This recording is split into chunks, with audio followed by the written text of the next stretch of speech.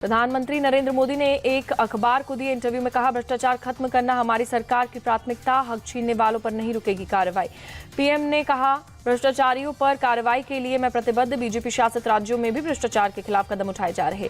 PM ने कहा, 2014 से पहले ईडी ने सिर्फ 5,000 करोड़ की संपत्ति अटैच की, जबकि 10 साल में 1 लाख करोड़ की संपत्ति अटैच की। पीएम मोदी ने कहा, पहाड़ी इलाकों से पलायन रोकने के लिए कई महत्वपूर्ण कदम उठाए, सरकार ने इन इलाकों के विकास के लिए विशेष ध्यान दिया।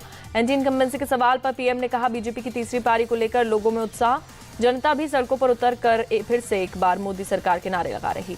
पीएम ने विपक्ष पर तंज कसते हुए कहा, विपक्ष भी यह मानकर चल रहा है कि एनडीए की ही सरकार आएगी। विपक्ष के कई नेता प्रचार में जाने से बच रहे।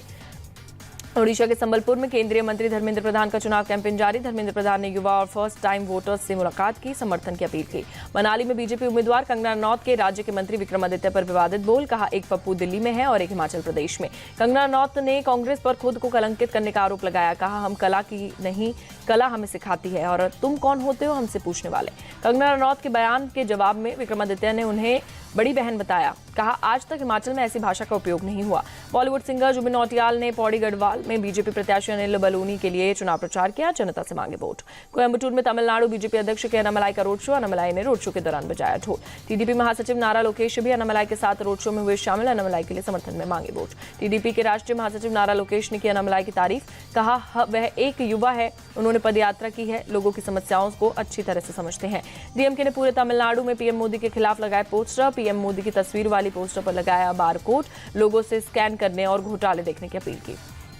तमिलनाडु के शिवगंगा सीट से कांग्रेस उम्मीदवार कार्ति चिदम्बरम की पत्नी श्रीनिधि ने किया चुनाव प्रचार, पति के लिए मांगे वोट। क्षत्रियों पर विवादित बयान देकर राजकोट से बीजेपी उम्मीदवार पुरुषोत्तम रूपाला बुरी तरीके से फंसे। क्षत्रिय समाज की एक महिला नेता ने रूपाला की उम्मीदवारी के खिलाफ शुरू की भूख हड़ताल। केंद्रीय मंत्री अनुराग ठाकुर ने कहा, देश में कई नेशनल क्रश होंगे, लेकिन देश को प्रधानमंत्री मोदी की गारंटी पर नेशनल ट्रस्ट है। टीएमसी नेता शांतनु सेन ने बीजेपी पर निशाना साधा, कहा पूरा देश जानता है कि कौन सी पार्टी कानून व्यवस्था तोड़ती है।